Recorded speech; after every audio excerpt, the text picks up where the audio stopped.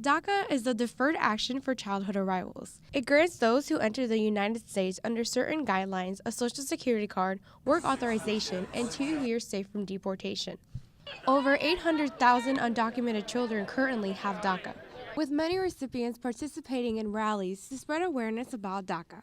I'm currently here at the Indiana State House where our Ben Davis Giants and other people from the community have came out to share their opinion about DACA. That I am a DACA student myself. I am in college and this really affects me, and I want to stand up with everyone because I know that we can get something better out of all the negativity that's happening.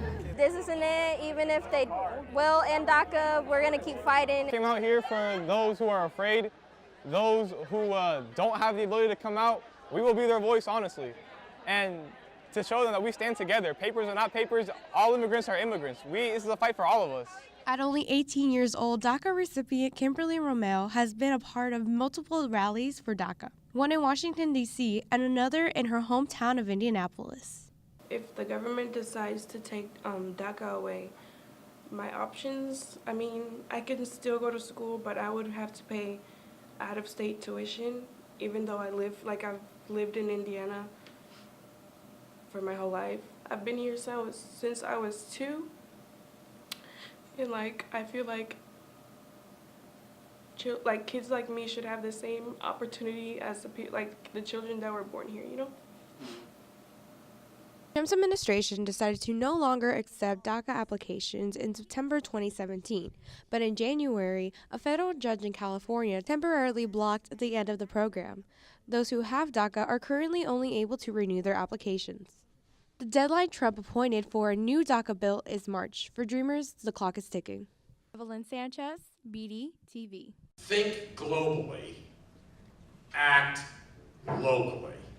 The second annual Climate Leadership Summit was held at Garfield Park on September 13th.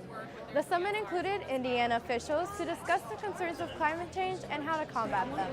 Fort Wayne Mayor Thomas Henry attended the event to share how his city's Youth Engagement Council is taking action. They meet with us on a monthly basis throughout the school year. They meet with my division directors, they meet with my cabinet, they meet with me.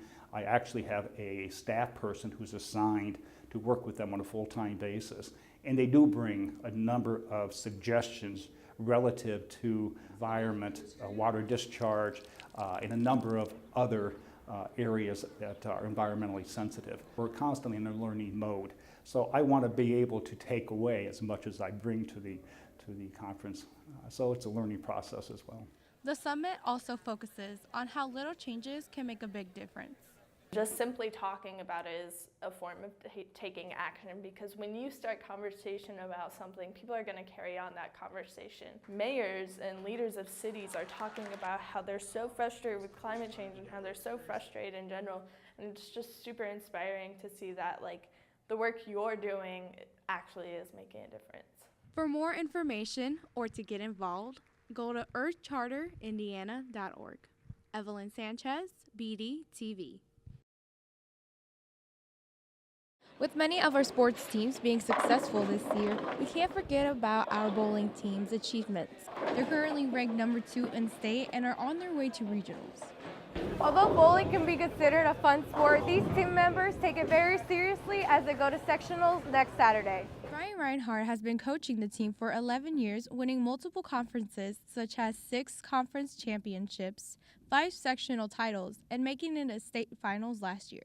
Currently, we have the 5th highest team series of 2 games, because in a bowling game there's 2 games, and the team total of those 2 games will determine who the winner and loser is. So I believe we had just about 2,100 in one game, and we've been consistently averaging about 1,000 per game. So if you break that down between 5 players, that means pretty much every player is averaging about 200 or better.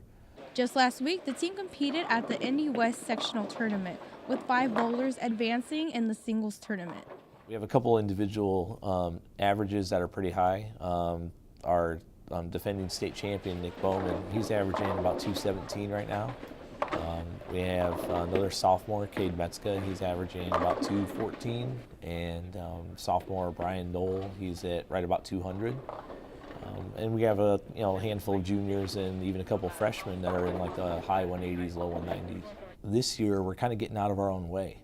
And that's kind of like the mental side of the game is when things get tough, we just don't bow our heads and just kind of start to throw in the towel. We actually dig a little bit deeper and provide more energy and really kind of support each other even through those difficult times. Evelyn Sanchez, BD TV.